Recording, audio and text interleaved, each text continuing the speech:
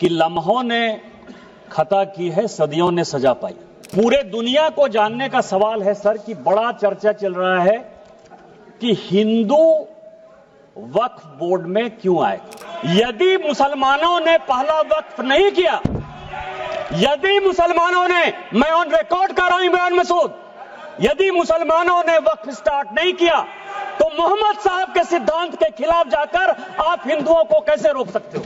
ये जितने लोगों ने कहा है उन्होंने पूरे दुनिया को झूठ बोला है। यदि वक्फ जियो ने स्टार्ट किया, यदि वक्फ की संपत्ति हिंदुस्तान में राजा महाराजों ने दी तो किसी कीमत पर आप उसको हिंदुओं को क्यों नहीं मेंबर बनाओगे। आप मानते हो कि नहीं, गोरी को और गजनी को आक्रांता मानते हो कि नहीं मानते हो। हिंदुस्तान में पहले वक्फ की शुरुआत गोरी ने की। यदि गोरी ने की, गोरी ने हिंदुओं के संपत्ति को लूटा और उसी में से 2 विलेज। कहां लिखा है, इतिहास है, इतिहास के पन्ने से आप नहीं लड़ सकते हो। ये जिन्ना को पाकिस्तान बनाने का जिम्मेवार मानते हैं या नहीं मानते, पहले इन लोगों से ये पूछ लीजिए। क्या आप भारत को एक मुस्लिम कंट्री बनाना चाहते हो। 1947 में जब जवाहरलाल नेहरू ने शपथ लिया ना प्रधानमंत्री पद का, तो यह संविधान नहीं था। उन्होंने गीता पर हाथ रखकर जो है शपथ लिया था प्रधानमंत्री का। उनको आप सेकुलर मानते हो कि नहीं मानते हो। अध्यक्ष महोदय, वैसे तो माननीय गृह मंत्री जी के और किरण रिजिजू जी के बाद बोलने के लिए कोई विषय नहीं रह गया है, लेकिन सभापति महोदय, मैं 2-3 चीजों की तरफ आपका ध्यान आकृष्ट करना चाहता हूं। एक मुजफ्फर रिजवी जी ने एक शायरी लिखी कि लम्हों ने खता की है, सदियों ने सजा पाई। और क्या सजा है ये पूरे दुनिया को जानने का सवाल है सर कि बड़ा चर्चा चल रहा है कि हिंदू वक्फ बोर्ड में क्यों आए।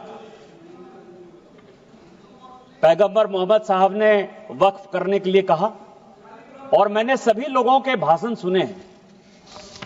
पहला वक्फ मोहम्मद साहब को जिसने किया वो ज्यूस था, वो यहूदी था चेयरमैन सर, और उसका नाम मुखेरक था। उसने अपने 7 बगीचे मदीना में मोहम्मद साहब को गिफ्ट किए। वो ऊंट के मैदान में मारा गया और उसके बाद मोहम्मद साहब ने उसकी प्रॉपर्टी को जब्त करके पहला चैरिटेबल वक्फ स्टार्ट किया। यदि मुसलमानों ने पहला वक्फ नहीं किया, यदि मुसलमानों ने, मैं ऑन रिकॉर्ड कर रहा हूं इमरान मसूद, यदि मुसलमानों ने वक्फ स्टार्ट नहीं किया तो मोहम्मद साहब के सिद्धांत के खिलाफ जाकर आप हिंदुओं को कैसे रोक सकते हो। दूसरा सवाल यह है, यह मैं कोर्ट का आदेश लेकर आया हूं, एमपी वक्फ बोर्ड वर्सेस शुभम शाह, और यह 2007 का ऑर्डर है। जो भोपाल का मॉस्क है, भोपाल का, जिसको शहंशाहे मालवा कहते, शहंशाहे मालवा, ये राजा होलकर ने दान दिया वक्फ। हिंदू दान दे बहुत अच्छा, यहूदी दान दे बहुत अच्छा, लेकिन वक्फ बोर्ड में मुसलमान को छोड़कर कोई दूसरा कैसे हो गया। हिंदू ने दिया, हिंदू ने दिया। मैं उस पे आ रहा हूं। तो मेरा यह कहना है, ये जितने लोगों ने कहा है उन्होंने पूरे दुनिया को झूठ बोला है। यदि वक्फ जियो ने स्टार्ट किया, यदि वक्फ की संपत्ति हिंदुस्तान में राजा महाराजों ने दी तो किसी कीमत पर आप उसको हिंदुओं को क्यों नहीं मेंबर बनाओगे। दूसरा सर, आज इस देश में फैसला हो जाना चाहिए। माननीय गृह मंत्री जी ने जिस चीज को स्टार्ट किया और जो छुलाकर छोड़ दिया, यहां गोरी आए, गजनी आए और बाबर आए, गोरी आए, गजनी आए और बाबर आए, तीनों लुटेरे के तौर पर आए ना। आप मानते हो कि नहीं, गोरी को और गजनी को आक्रांता मानते हो कि नहीं मानते हो। और यदि मानते हो तो हिंदुस्तान में सभापति महोदय, हिंदुस्तान में पहले वक्फ की शुरुआत गोरी ने की। यदि गोरी ने हिंदुओं के संपत्ति को लूटा और उसी में से 2 विलेज, कहां लिखा है? इतिहास है, इतिहास के पन्ने से आप नहीं लड़ सकते हो। यहां हिंदुस्तान में गोरी ने वक्फ की स्टार्ट की और आज जो है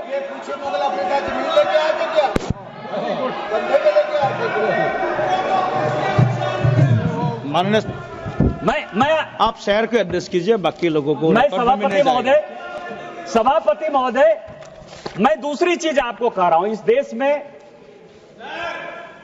यह वक्फ एक्ट आया कैसे? ये जिन्ना को पाकिस्तान बनाने का जिम्मेवार मानते हैं या नहीं मानते? पहले इन लोगों से ये पूछ लीजिए सर, फिर मैं बोलूंगा। यदि जिन्ना को मानते हैं, ये मैं पेपर लेकर आया हूं सर। 1910 में कांग्रेस पार्टी ने मुंबई से एक रिजर्व सीट जो मुस्लिम की गई, उससे जिन्ना को मेंबर ऑफ पार्लियामेंट बनाया और उन्होंने 1911 में मुसलमान वक्फ बोर्ड बनाया। ये प्राइवेट आदमी ने बनाया, जिन्ना ने बनाया, जिसने पाकिस्तान बनाया और आज फिर वक्फ के नाम पर ये इस देश का बंटवारा करना चाहते हैं।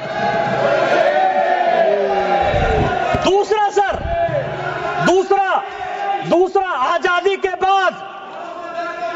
बाद यहां सभी मेंबर ऑफ पार्लियामेंट बैठे हुए हैं। सभापति महोदय, यहां सभी मेंबर ऑफ पार्लियामेंट बैठे हुए हैं। एक मेंबर ऑफ पार्लियामेंट बताए कि किसी का प्राइवेट मेंबर बिल पास हुआ है? एक मेंबर ऑफ पार्लियामेंट, यहां पार्लियामेंट में 77 से स्वागत बाबू बैठे हुए, एक मेंबर ऑफ पार्लियामेंट बताए कि 77 के बाद से एक भी प्राइवेट मेंबर बिल पास हुआ है? मेरा पास हुआ है, इसलिए मुझे पता है कि मेरा रिजोल्यूशन पास हुआ है। क्या रिजोल्यूशन पास हुआ है? धारा 370 खत्म होना चाहिए, 35 से खत्म होना चाहिए, कश्मीरी पंडितों को अधिकार होना चाहिए। वो इसलिए पास हुआ कि भारतीय जनता पार्टी की आइडियोलॉजी थी। मैं भारतीय जनता पार्टी का सांसद था, सरकार उसको पास कराना चाहती थी, इसलिए पास हो गया। ये जो 1954 का वक्फ एक्ट है, 1952 में सभापति महोदय काजमी साहब लेकर आए, एक प्राइवेट आदमी प्राइवेट बिल लेकर आया और उसके लिए जब यह बिल पास हो गया तो सेलेक्ट कमेटी बनी और उस सेलेक्ट कमेटी के जो मेंबर थे, अमजद अली, आप मुसलमानों की बात करते हो, 2 लोगों ने डिसेंट नोट दिया। एक का नाम था मोहनलाल सक्सेना और दूसरे का नाम था अमजद अली। उन दोनों ने कहा, सब कागज लेकर आया हूं, कि अगेंस्ट द कॉन्स्टिट्यूशन है, अगेंस्ट द आर्टिकल 14-15 है, अगेंस्ट द कॉन्स्टिट्यूशन का जो आर्टिकल 25 है उसका वायलेशन है। लेकिन कांग्रेस मुसलमानों के एपीजमेंट की पॉलिटिक्स के कारण इस बिल को पास कराना चाहती थी और यह प्राइवेट मेंबर बिल के तौर पर एक वक्त बिल आया। क्या आप गैर सरकारी बिल को जो है सरकारी बिल बनाकर इतने दिनों तक मुसलमानों के लिए एक अधिकार की बात करोगे? किस तरह की राजनीति कर रहे हो आप? तीसरा जो है अध्यक्ष महोदय, तीसरा जो सबसे इंपॉर्टेंट है, जो अनुराग जी ने कहा कि पूरी दुनिया में हमसे ज्यादा मुसलमान इंडोनेशिया में, टर्की में, सीरिया में है, लेबनान में, सऊदी अरब में। आप यह बताइए कि इस देश में संविधान की बात बहुत करते हैं हम लोग, संविधान की शपथ लेते हैं। मैं भी संविधान लेकर यहां बैठा हुआ, यह संविधान है। इस संविधान में अमेरिका सेकुलर है या नहीं है? अंग्रेज सेकुलर थे कि नहीं थे? आप नॉर्थ ब्लॉक चले जाइए, साउथ ब्लॉक चले जाइए, प्रधानमंत्री के ऑफिस चले जाइए, राष्ट्रपति भवन चले जाइए, पुराना संसद भवन चले जाइए, आपको सब जगह गीता का श्लोक दिखाई देगा। एक चीज उर्दू में नहीं लिखा हुआ है, एक चीज संस्कृत में नहीं लिखा हुआ है। अमेरिका का राष्ट्रपति यदि, बस 4-5 मिनट में खत्म करूंगा, अमेरिका का राष्ट्रपति यदि शपथ लेगा तो वो बाइबल पर लेगा। सारे मुस्लिम कंट्री के हेड ऑफ द स्टेट यदि शपथ लेंगे तो वो कुरान पर लेंगे। आपने किस तरह का बना दिया कि हम संविधान के ले सकते हैं, गीता पर नहीं हाथ रख के कर सकते हैं। और आपने मुसलमानों को एक अलग कानून दे दिया। ये पूरी दुनिया में कोई मुस्लिम कंट्री भी ऐसा नहीं है जिसने कि वक्फ को इस तरह का अधिकार दिया हुआ है। क्या आप भारत को एक मुस्लिम कंट्री बनाना चाहते हो?